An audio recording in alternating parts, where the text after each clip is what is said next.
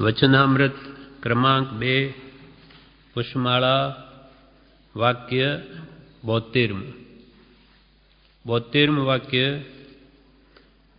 सायंकाल थया पछी विशेष शांति लेजे। सायंकाल थया पछी विशेष शांति लेजे। कृपालदेवे एम लख्यू सायंकाल सांज पड़ी गई, दिवसनी बधी प्रवृत्तिओ पूरी थई गई। हवे रात पड़ी एटले रात्रे बधी प्रवृत्ति मूकी अने भक्ति वडे परिणाम ने शांत करजे। तारा भावों ने हवे शांति पमाड़जे। दिवसनी उकड़ाट आरंभ परिग्रहनी व्यवहारनी के वेपारनी ए बधी हवे भूली जई। हवे भक्ति के स्वाध्याय में चित्तने रमा। एना विवेचन में ब्रह्मचारी कहे छे आखा दिवस में शू करवू ते बधुं कही दीधुं। दिवसे सुवानी ना पाड़ी हती। भक्ति शास्त्र वांचन वगैरे कर्तव्य दर्शाव्युं हतुं। प्रवृत्तिनो काळ पूरो थयो एटले हवे निवृत्ति होय लेवी होय तो लेजे एम कहे छे। ऊंघना 6 कलाक क्या है? ऊँघ में पण विशेष नहीं तो बजी रात पड़ी, रात तो 12 कलाकनी होय तो बाकीना कलाक में शू करवू तो के हवे भक्ति स्वाध्याय के स्मरण एमां वखत गाळ। पहलाना जमाना में आज थी 50-60 वर्ष पहला गामडाओं में सांजे 5 वागे तो दुकान बंद कर दे। सवार में 10-11 वागे खोले, सांजे 5-5:30 जमवा गया त्यार पछी पाछा दुकाने ना आवे। सूर्यास्त पहला घरे जईने जमी ले। रात्रे कोई धंधो होय नहीं। रात्रे पछी भक्ति के स्वाध्याय अने सवार में पण बधा भगवानना दर्शन पूजा वगैरह बधु करीने पछी धंधे लागता। आजे आखो काळ फरी गयो छे। ने सवार में रातना 12-2 वगाड़े, सवार में 8-9 वागे उठे ने उठीने सीधा नाई धोईने धंधे। कोई धर्म कर्मनी क्रिया रही नहीं। घर में आवे तो घर में आ टीवी वगैरह होय एमां ज बधो समय बर्बाद थई जाए। एटले आत्मा कल्याणनु कोई निमित्त रह्युं नहीं आत्म जागृति माटे। एटले दिवसे दिवसे आत्मानुं पतन थई रह्युं छे। एवा एने बळ मळे एवा कोई साधनो क्यांय सत्संग भक्ति मळे नहीं। एटले आत्मा ने जागृति क्यांथी आवे? एटले कृपाल के हवे आ सांज थई छे एटले सायंकाल थया पछी देववंदन आपणे करीने पछी विशेष शांति लेजे। जगत ने भूली जजे। धंधा वेपार ने फरी याद करीश नहीं केम के काले करवानुं छे। फरी एने शुं याद करवानुं? कालनी वात काले। हवे आत्मानुं हित करी लो। आ धंधो आ पेट माटे के शरीर माटे कर्यो, हवे आत्मा माटे करूं। एटले 6 कलाक ऊँघ माटे कह्या। तेथी रात्रे हवे शांति होय छे। ऊंडा गंभीर विचार करवा माटे रात्रि दिवसनी धमालथी रहित होवाथी वधारे अनुकूल छे। दिवसनो धमाल घोंघाट घरमां के वेपारमां ए बधुं मटी गयुं। हवे रात्रे शांति विशेष होय एटले ऊंडा गंभीर विचार करवा होय तो आ रात्रि दिवसना धमालथी रहित एवी आ रात्रि वधारे अनुकूल छे। प्रतिमा योगधारी पुरुषो ते तो रात्रे हवे मारे शरीरनी संभाळ न लेवी एवी प्रतिज्ञा करीने एक मुद्रा में उभा के बैठा आखी रात गाळे। आखी रात आत्मध्यान करे केम के ए उत्तम समय एमने जणाय छे के महात्माओ तो रात्रे जागे। एमना माटे तो रात्रि अद्भुत आराधनानो समय छे। एटले प्रतिमा योगधारी महात्माओ ते तो आम शरीर एटले के कौशक मुद्रा में के पद्मासन मुद्रा में बेसी आखी रात गाळे। ब्रह्मचारी बाबत कहे छे कि ज्यारे जुओ त्यारे ध्यान में बैठा होय रात्रे એવી આરાધના રાત દિવસ હોય છે, ત્યારે આત્મજ્ઞાનની પ્રાપ્તિ થાય છે. નિષદિન નયન અમે નિંદ ન આવે તમ નરહી નારાયણ પાવે. નહીં તો ઊંઘમાં ઘણો બધો સમય વ્યર્થ વયો જાય છે. એટલે કૃપાલે લખ્યું કે આ 60 ઘડીનો એક દિવસ, એમાં 20 ઘડી તો ઊંઘમાં જ જતી રહે. પછી 40 ઘડી બીજી ટેલ ટપામાં પૂરી થાય, પછી આત્મા ક્યાંથી કરે? એટલે 6 કલાક ઊંઘ માટે કયા એથી વિશેષ નહીં. બાકીના સમયમાં વ્યવહારિક કાર્ય પતાવીને આત્મહિત કરવું જોઈએ, કેમ કે માનવ દેહ સિવાય એ કામ થતું નથી. શુદ્ધ ઉપયોગમાં જ્યાં સુધી રહેવાય ત્યાં સુધી તો એ મહાત્માઓ કૌશગમાં રહે, અને તેમાંથી ઉપયોગ ખસી જાય ત્યારે ચેતતા રહી શુભ ઉપયોગમાં રહેવા માટે સ્વાધ્યાય, વિચાર, ભાવના કે કોઈ ગાથા કડી લઈને તેના પર વિચાર કરે કે 12 ભાવનાનું સ્મરણ કરે છે. જ્યાં સુધી એ મહાત્માઓ આત્મધ્યાનમાં સ્થિર રહી શકે ત્યાં સુધી બહાર આવવા ઈચ્છતા નથી. પણ કર્મના ધક્કાથી કૌશગમાં સ્થિર ન રહી શકે ત્યારે પછી અશુભમાં ન જવાય. એના માટે કાં મનને સ્વાધ્યાયમાં રોકે, કાં શાસ્ત્ર લખવામાં રોકે, કાં કોઈને ઉપદેશ આપવામાં રોકે, કાં 12 ભાવનાઓ કે આવા ઉત્તમ ગ્રંથોના વિચારમાં ઉપયોગને રોકે. મન ચંચળ થાય ત્યારે એમ પુરુષાર્થ કરતાં કરતાં જ્યારે મન પાછું સ્થિર થાય કે પાછા ધ્યાનમાં જતા રહે, પાછા શુદ્ધ ઉપયોગમાં, એમને એમ જ સુખ ભાસે. પાછું જ્યારે મનને વસ્તુ વિચાર ધ્યાવતે મન પામે વિશ્રામ, કે પાછા રસ સ્વાદ સુખ ઉપજે અનુભવ યાકો ના, પાછા અનુભવમાં જતા રહે. એમ શુદ્ધ ભાવમાં બીજું બધું જાણવાનું કે વિચારવાનું મૂકી દઈ આત્મા એક પોતાને જ જાણી તેમાં સ્થિર થાય છે. શુદ્ધ ભાવમાં પછી બીજા કોઈ વિકલ્પ હોતા જ નથી. આત્મા સ્વભાવમાં સ્થિર રહે છે, ત્યાં અનંત આનંદ આવે છે. જે અનુભવે તે જ જાણે છે. પરમ પૂજ્ય પ્રભુશ્રીજી ઉપરનો પત્ર છે, જેમાં શુદ્ધ ઉપયોગનું વર્ણન છે કે હે મુનિઓ, જ્યાં સુધી કેવળ સમવસ્થાનરૂપ સહજ સ્થિતિ સ્વાભાવિક ન થાય ત્યાં સુધી તમે ધ્યાન અને સ્વાધ્યાયમાં લીન રહો. કયો પત્ર છે ખબર છે? અચ્છા.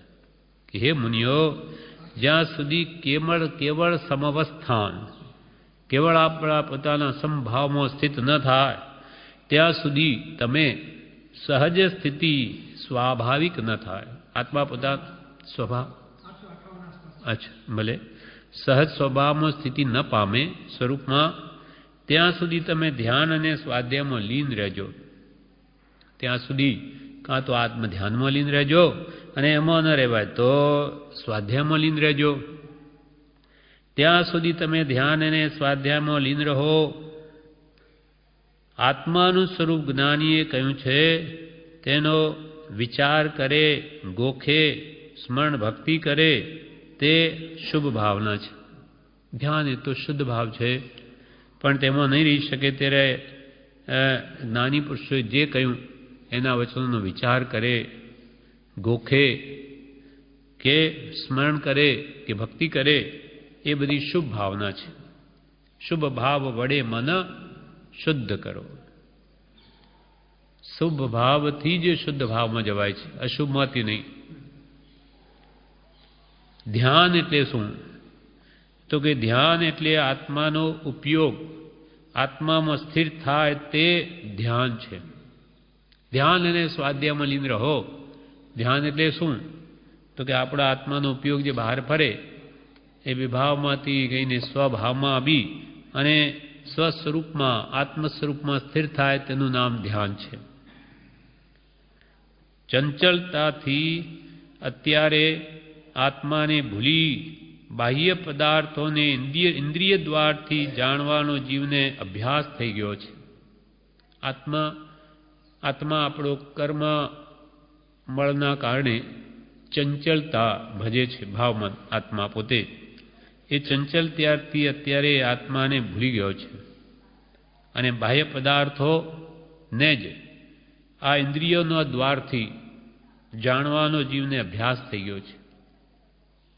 એટલે ઉમા સ્વામી ને પૂજ્યપાદ સ્વામીએ સમાધિ શતકમાં લખ્યું, ઇન્દ્રિય દ્વારથી ચૂકી પડ્યો હું વિષયો વિશે, ભોગો પામી ન મેં પૂર્વે જાણ્યું રૂપ યથાર્થ જે. 5 ઇન્દ્રિયો અને મનને લઈને સદા આ વિભાવિક આત્મા, સંસારી આત્મા બહાર જ ભટકે છે. ઇન્દ્રિય રૂપી દ્વારથી ચૂકી પડ્યો હું વિષયો વિશે, 5 ઇન્દ્રિયના વિષયોમાં પડ્યો.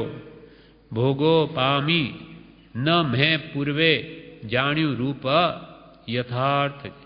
મારું જે યથાર્થ આત્મ સ્વરૂપ છે એ 5 ઇન્દ્રિયના વિષયોમાં મગ્ન થઈને મેં હજુ સુધી જાણ્યું નથી. એનો ઉપયોગ એમાં જ રમે છે. એટલે અંતરમાં એ શું છે એ શોધતો જ નથી. જેમ કે એ મકાનને દ્વાર હોય 6, તે બારીઓમાંથી બહાર જ જોયા કરે, અંદર શું છે એ ભાન જ ન થાય. એક બારી મૂકીને બીજી મૂકીને ત્રીજી, એમ આપણે કાં જોવામાં, કાં સૂંઘવામાં, કાં સાંભળવામાં, સ્પર્શવામાં, બસ એમાં જ આપણો ઉપયોગ રમાવીએ છીએ, જ્ઞાન દર્શન ઉપયોગ. તો અહીંયા કે છે આ ચંચળતાથી અત્યારે આત્માને ભૂલી બાહ્ય પદાર્થોને ઇન્દ્રિય દ્વારથી જાણવાનો જીવને અભ્યાસ થઈ ગયો છે. તે પડતો મૂકી માત્ર ઉપયોગમાં ઉપયોગ રહે તેનું નામ ધ્યાન છે. બહાર જતી વૃત્તિઓ પડતી મૂકી એમાં જઈને આત્માનો ઉપયોગ આત્મામાં જ રહે તેનું નામ ધ્યાન છે. જીવ કેવળ સ્વાભાવિક સ્થિતિમાં સ્થિત થાય ત્યાં પછી કંઈ કરવું રહેતું નથી. આત્મા પોતાના સ્વભાવમાં સર્વકાળને માટે કેવળ જ્ઞાન થવાથી સ્થિતિ પામી ગયો, પછી એને કંઈ કરવા પણ નથી.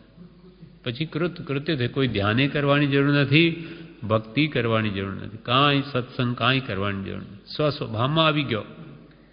જીવ કેવળ સ્વાભાવિક સ્થિતિમાં સ્થિત થાય ત્યાં કંઈ કરવું રહે તેમ નથી કે ભાઈ આ ફલાણું કરવું છે ને આ વિચારવું છે ને તે બધું જ જતું રહે. બારણા બંધ કરી દે તેમ, બારણા બંધ કરી દે કોઈ અંદર આવે નહીં તેમ આ દરવાજા કર્મના બધા બંધ સ્વરૂપમાં સમાઈ ગયો અંદર. એટલે એને પછી કાંઈ કરવા પણ છે નહીં. સુરતમાં બ્રહ્મચારી કે સુરતમાં પ્રભુશ્રીજીએ 3 ઉપયોગનું દ્રષ્ટાંત આપ્યું હતું. 3 ઉપયોગનું દ્રષ્ટાંત આપ્યું હતું. તે અશુભ ઉપયોગ, શુભ ઉપયોગ અને શુદ્ધ ઉપયોગ. આ ત્રણેયના દ્રષ્ટાંતો પ્રભુશ્રી કહે છે. પહેલું, અશુભ ઉપયોગ.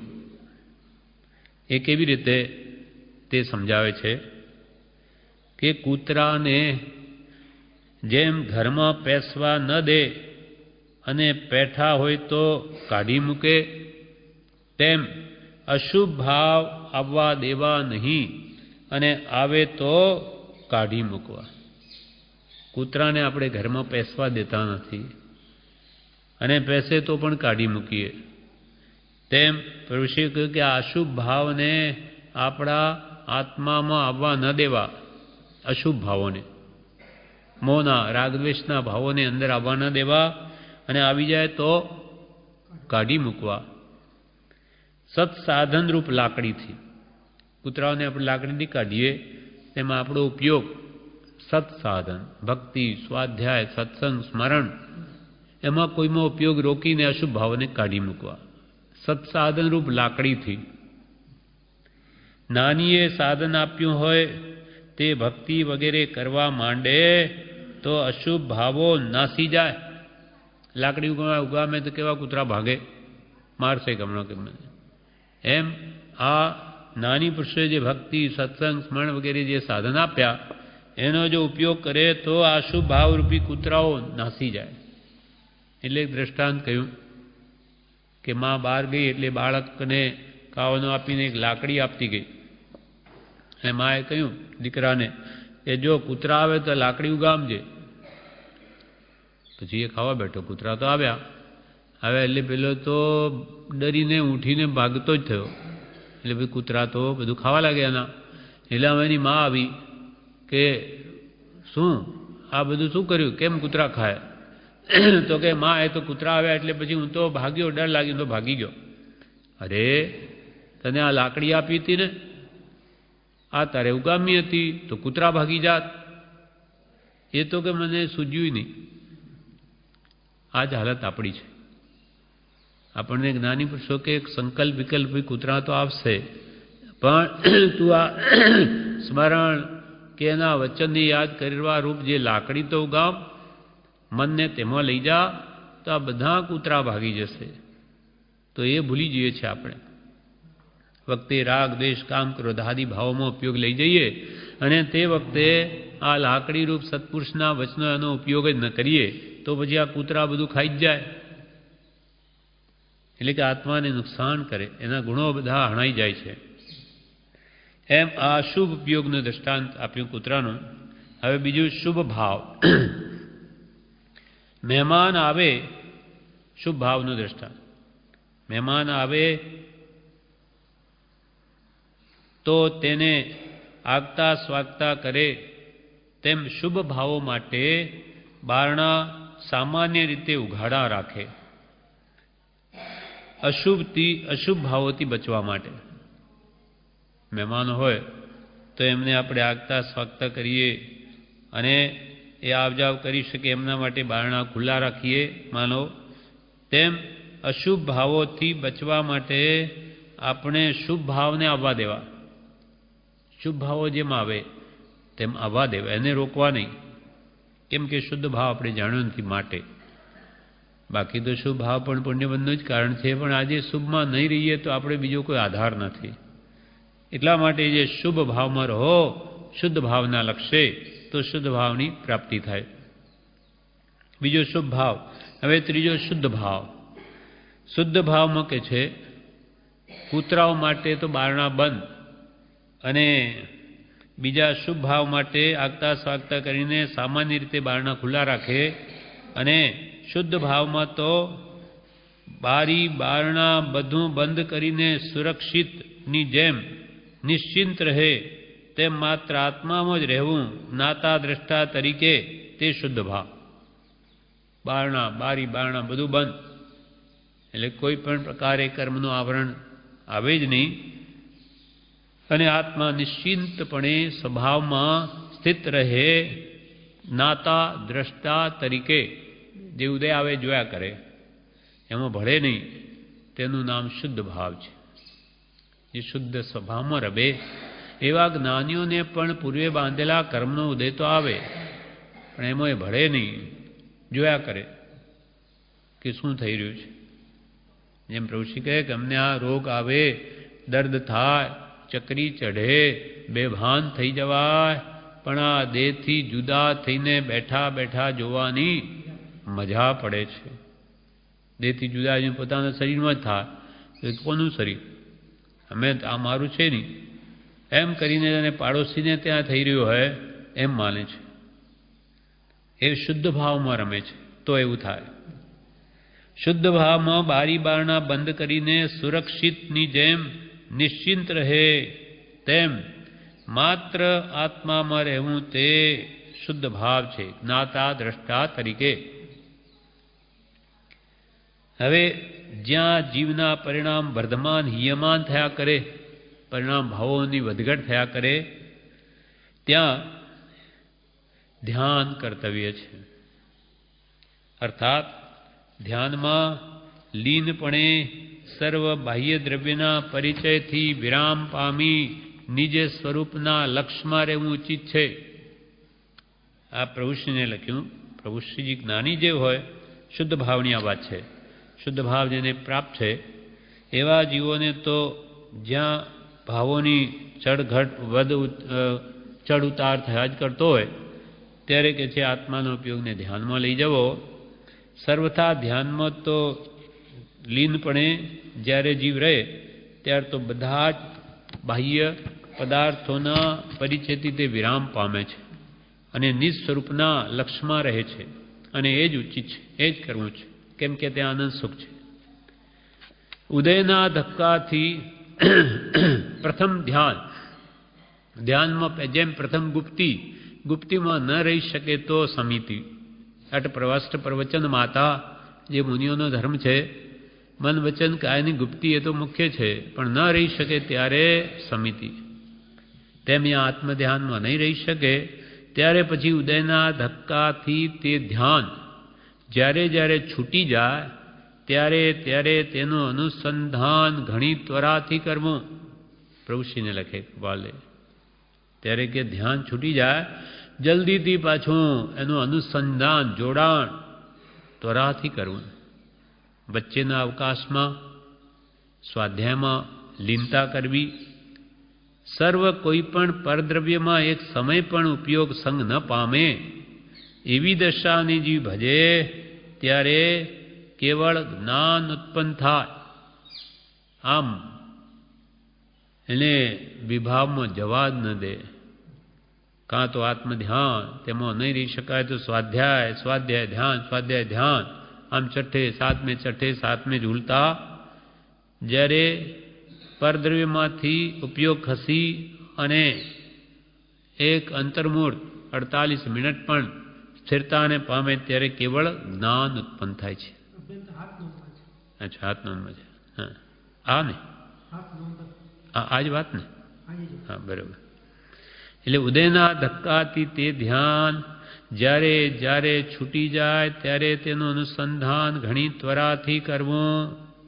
વચ્ચેના અવકાશમાં સ્વાધ્યાયમાં લીનતા કરવી.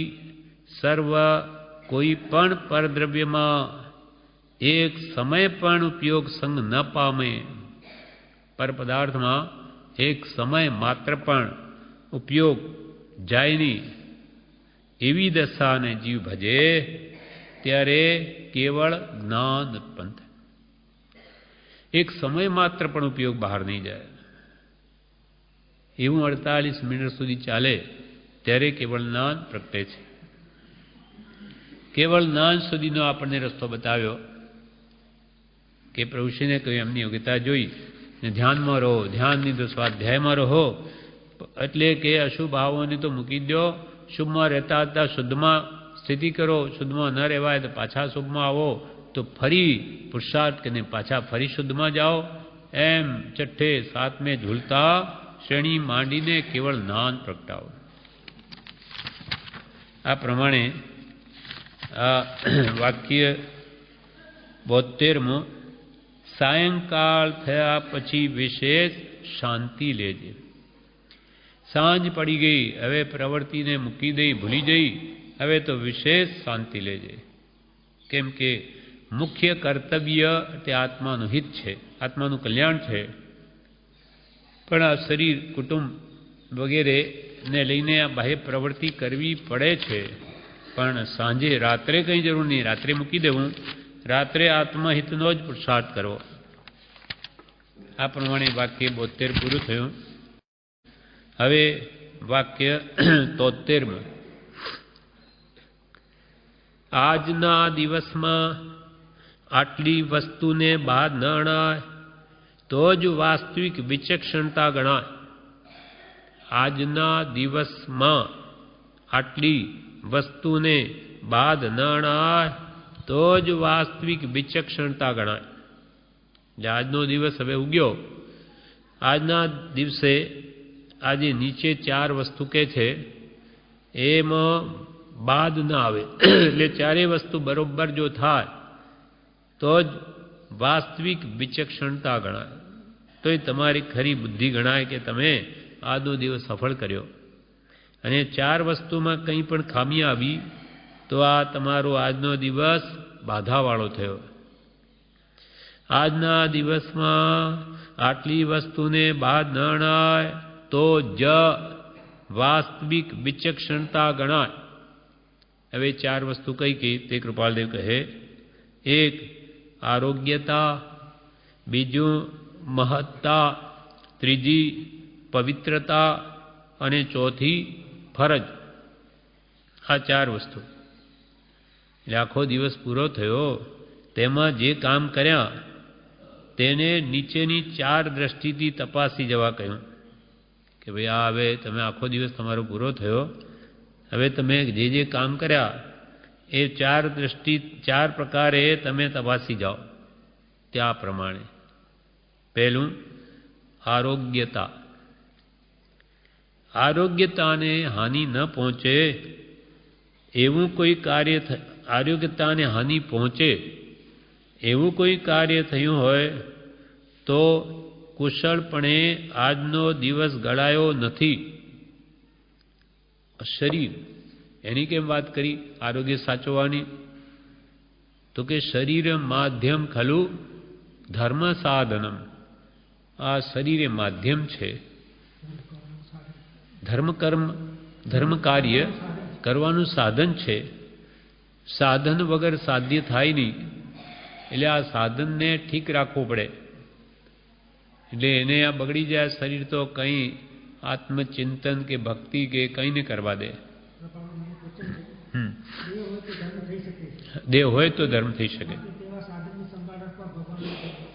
માટે તેવા સાધનની સંભાળ રાખવા ભગવાને પણ કહ્યું છે. એટલે હા હા તે પણ ધર્મને માટે જ છે. દેહ જેનો ધર્મ માટે છે તે દેહ રાખવા જે પ્રયત્ન કરે છે તે પણ ધર્મને માટે જ છે. ધર્મને માટે હોય તો આ જ દેહને રત્નના કરંડિયાની જેમ સાચવવા કહ્યું. પણ જો ભોગાદિમાં જેનો ઉપયોગ થાય તો એ ફૂટી બદામની પણ એની કિંમત નથી. એટલે અહીંયા કહ્યું આરોગ્યતા સાચવવી. એનો અર્થ એ નહીં કે એને ખૂબ ખવડાવવું, પીવડાવવું, રષ્ટપુષ્ટ કરવો તો બાજુ એ દેહ સામો થાય. હા, આત્માને પોષણ આપવું છે માટે શરીરને સ્વસ્થ રાખવું, અર્થાત એને પ્રકૃતિને અનુકૂળ આહાર આપવો. સ્વાદને વશ થઈ ગમે તે વસ્તુ ન ખાતા કે ભાઈ આ વસ્તુઓ મારી કફની પ્રકૃતિ છે તો મિષ્ટાન મારે ખપે નહીં, પચે નહીં, કફ વધી જાય.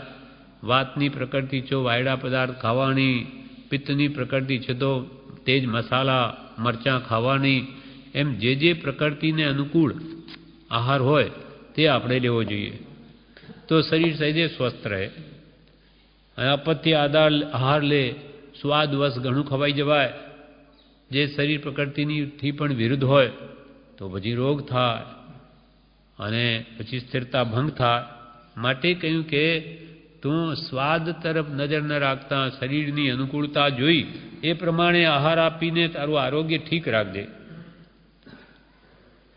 એટલે આરોગ્યને હાનિ પહોંચે એવું કોઈ કાર્ય થયું તો તારો આજનો દિવસ કુશળ રીતે ગળાયો નથી. અને ફરી એવો દોષ બીજે પ્રસંગે ન થાય તેટલા માટે આ વિચારવા કહ્યું કે ફરી એકવાર ભૂલ થઈ ગઈ. જેમ ગાંધીજી કહેતા કોઈ વાર વધારે ખવાઈ જાય તો ગાંધીજી શું કહે, ગધેડું વધારે ખાઈ ગયું. આ ગધેડું વધારે ખાઈ ગયું એ બરાબર. પણ એવી રીતે બીજે દિવસે પાછો એનો ધ્યાન રાખવું જોઈએ કે ભાઈ આ કાલે તો ભૂલ થઈ પણ આજે પાછી થાય નહીં તો જ આરોગ્ય રહે. કોઈક વાર ભૂલમાં આવું થઈ જાય પણ બીજી વાર પછી જાગૃતિ રાખે. એટલે આરોગ્યતાની આત્મકલ્યાણ માટે એ શરીર માધ્યમ હોવાથી એની સંભાળ રાખવા કહ્યું. બીજું મહત અને બીજું ભોગે રોગ ભયમ. ભોગોમાં પણ રોગનો ભય. એટલે વિશેષ આ ઇન્દ્રિયો દ્વારા ભોગોનો ભોગવટો ન થાય કે જેથી આ શરીરને નુકસાન થાય. એ બી આવશે, પછી આવશે. પછી આ મહત્તામાં એ જ છે. એટલે કૃપાલે બધું લીધું. આ શરીરની આરોગ્યતાને સાચવવું, પછી બીજો મહત્તા. અને શરીર આરોગ્ય પણ આત્મીયતાર્થે. આ કંઈ એને ભોગોમાં વધારે ઉપયોગી થાય એના માટે તો કહ્યું નથી. શરીર સ્વસ્થ રહી અને તમને ભક્તિ સ્વાધ્યાયમાં મદદ કરે એના માટે કહ્યું છે. બીજું મહત્તા. મહત્તા એટલે મોટાઈ. એના બે ભેદ, એક લૌકિક મોટાઈ અને એક અલૌકિક મોટાઈ. એમાં લૌકિક મોટાઈમાં તો લોકો કોને મોટા કહે? પૈસાવાળા. પૈસા છે, લક્ષ્મી, અધિકાર, હુકમ, હોદ્દો કે બોળું કુટુંબ કે માન મોટાઈ મળતી હોય તો કે આ મોટા, આ તો મોટા માણસ. આ લૌકિક મોટાઈ છે. એટલે અહીંયા પહેલા તો એનું સમજાવે છે લૌકિક મહત્તા એટલે લક્ષ્મી, માન, કુટુંબ, પુત્ર, અધિકાર વગેરેની મહત્તા તેને લૌકિક મહત્તા કહે છે. પણ તે મહત્તા શાની છે?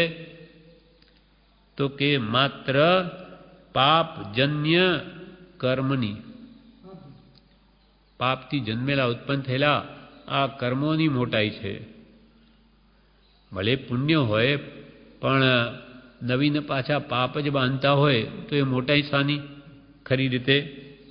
તો કૃપાલય કહે છે કે એ તો પાપજન્ય કર્મની મોટાઈ, લૌકિક મોટાઈ.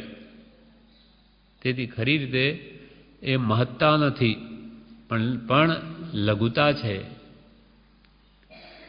તેથી આ વિશે કૃપાલદેવે જણાવ્યું, લક્ષ્મી અને અધિકાર વધતા શું વધ્યું તે તો કહો. લક્ષ્મી અને અધિકાર વધતા શું વધ્યું તે તો કહો. શું કુટુંબ કે પરિવારથી વધવાપણું એ નયગ્રહો.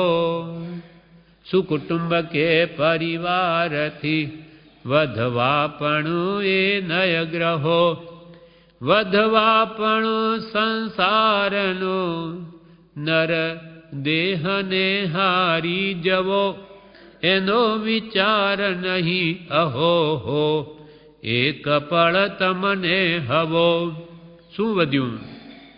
તો કે આ પૈસા વધ્યા, કુટુંબ વધ્યું, અધિકાર વધ્યો. એનાથી શું વધ્યું?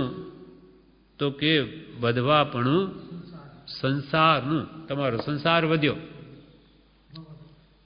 ભવ વધે, 4 ગતિરૂપ સંસાર છે. પૈસા વધ્યા, એમાં જો મોહ મમત્વ ભાવ થઈ ગયો તો સંસાર વધ્યો. કુટુંબ પણ મોહનું નિમિત્ત છે, એમાંય મોહ વધ્યો તો એ સંસાર વધ્યો. પુત્રાદિ, ધન, કુટુંબ, લક્ષ્મી, અધિકાર, સત્તા વડે કોઈ અન્યાય થઈ ગયા તો એ સંસાર વધ્યો. તમારો સંસાર વધ્યો. તમે ભલે તમારી જાતને મોટા માનતા હો પણ નાની અને મોટા કહેતા નથી. વધવા આપણું સંસારનું નર દેહને હારી જવો. આ મનુષ્ય દેહ તમે આ પાછળ હારી જશો. અનંતકાળે મળેલો કરોડો ભવો વ્યતીત થઈ જાય, એનો વિચાર નહીં અહો હો, એક પળ તમને હવો. કૃપાળ કે એનો એક પળ પણ તમને વિચાર ના આવ્યો કે આ બધું શું કરી રહ્યો છું? સંસારની વૃદ્ધિ કરીને જ પાછો આમાં જ હું મોટાઈ માનું છું.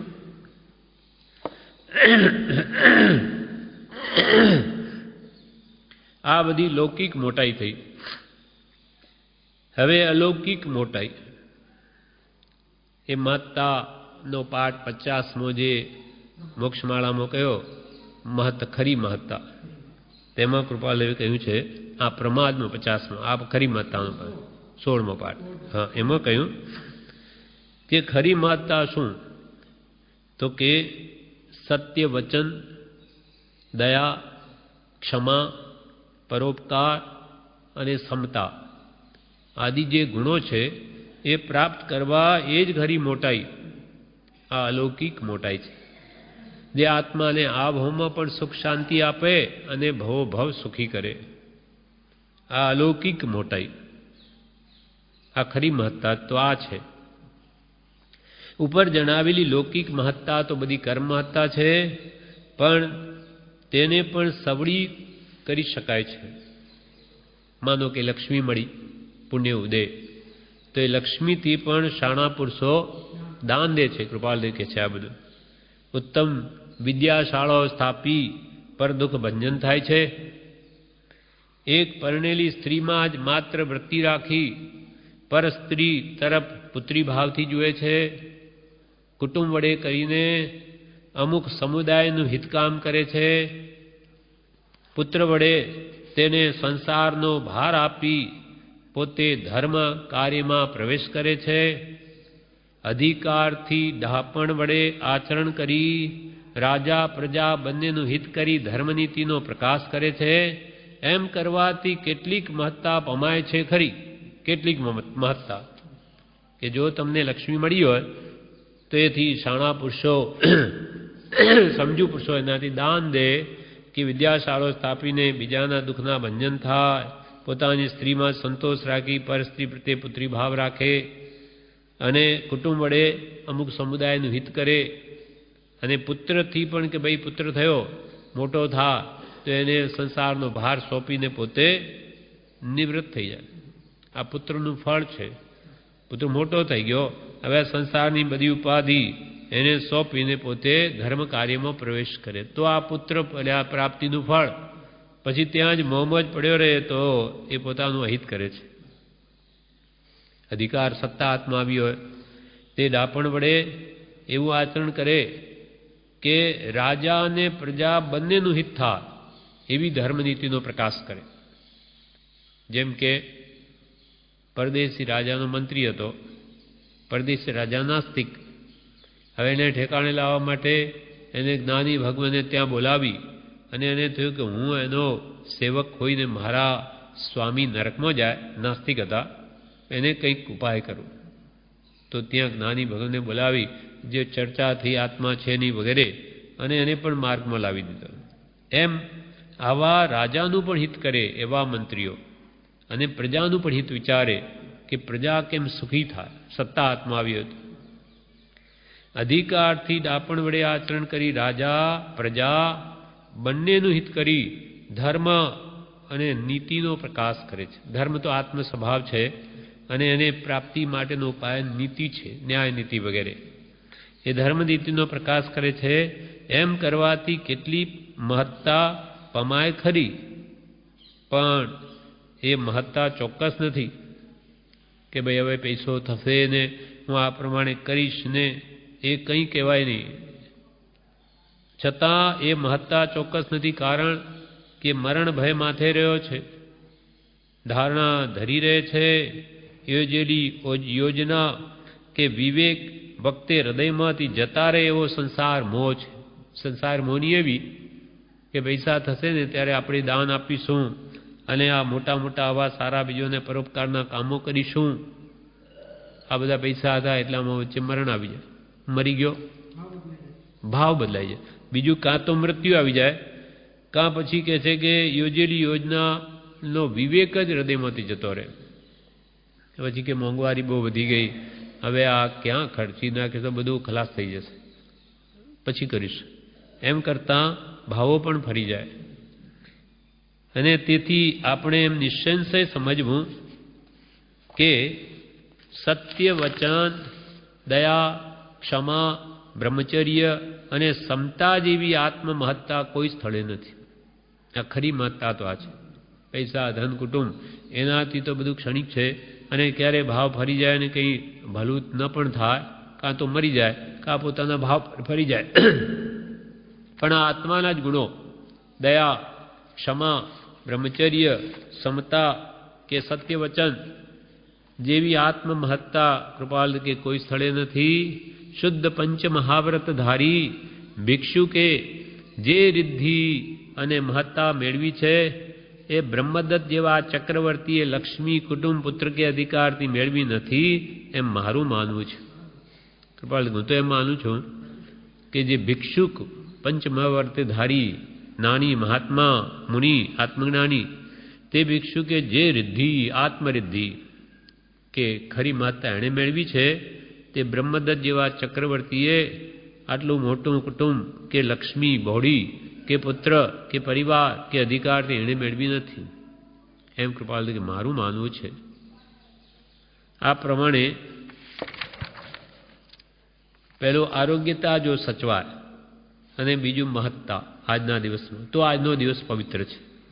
એટલે પોતાનું મહાત્મ્ય લૌકિક મહત્તા તો ઠીક છે પુણ્યને આધીન, પણ અલૌકિક જે આત્મામાંના ગુણો છે દયા, શાંતિ, સમતા, ક્ષમા, સત્ય, ત્યાગ, વૈરાગ્ય વગેરે એ જો સાચવે તો એની ખરી મહત્તા સચવાઈ એમ સમજવું. ન્યાય નીતિથી વર્ત્યો હતો.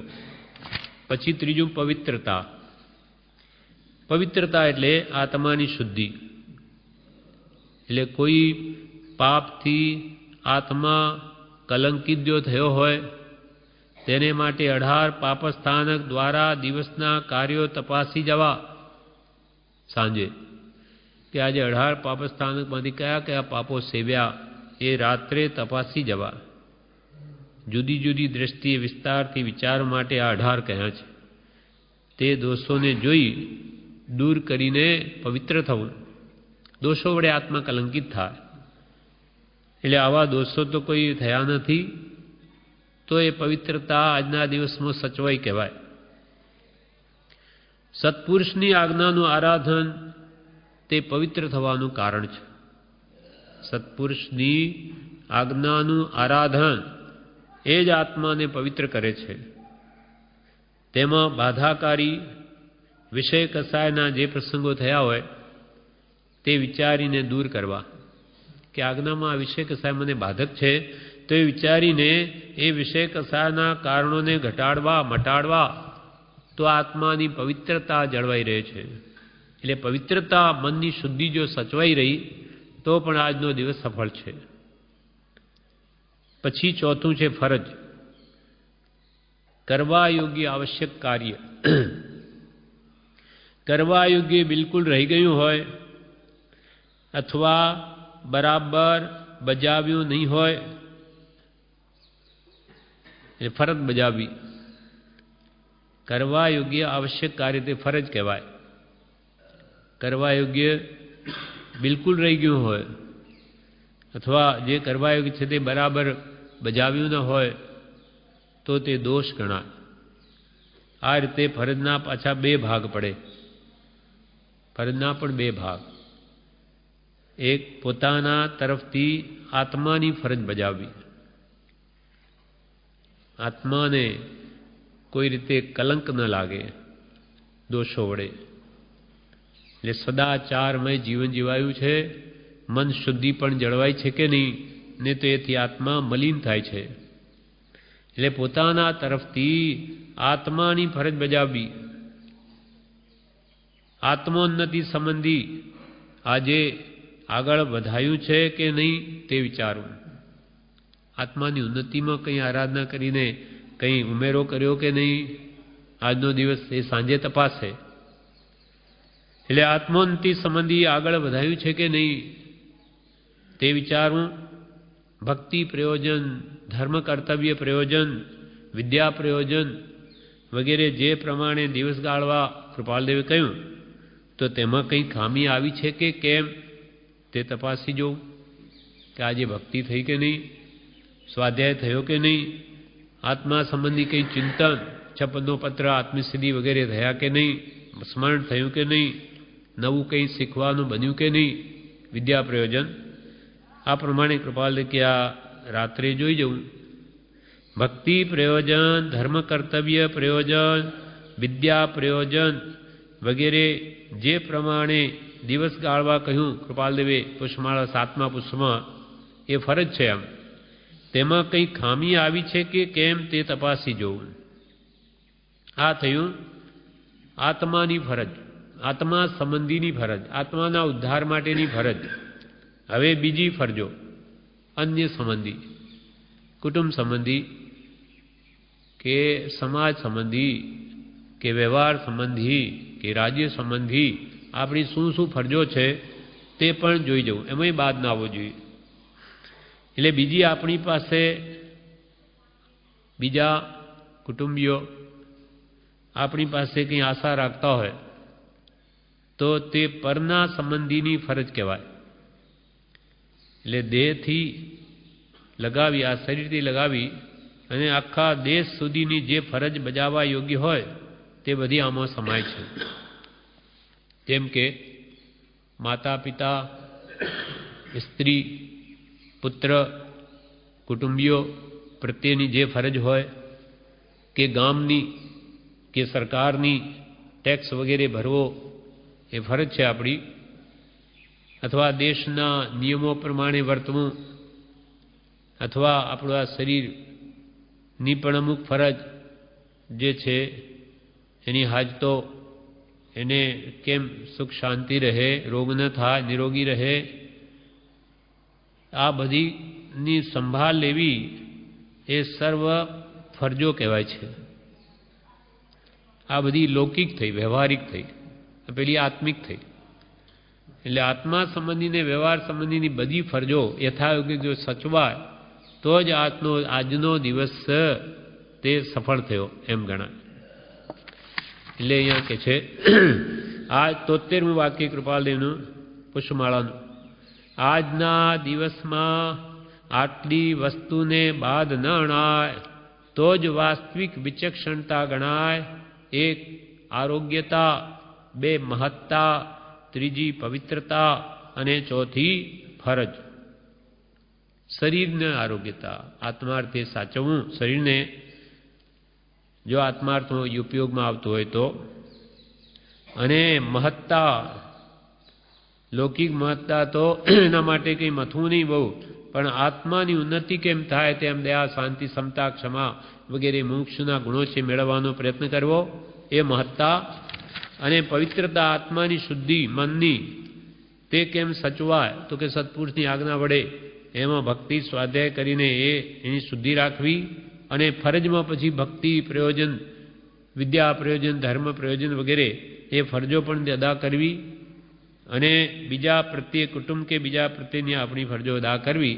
એ બધું જો સચવાય તો આજનો દિવસ તારા માટે પવિત્ર છે, અથવા વિચક્ષણતાથી એ દિવસ વ્યતીત કર્યો ગણાય. આ પ્રમાણે 73 વાક્ય પૂરા થયા. વિશેષ આપણે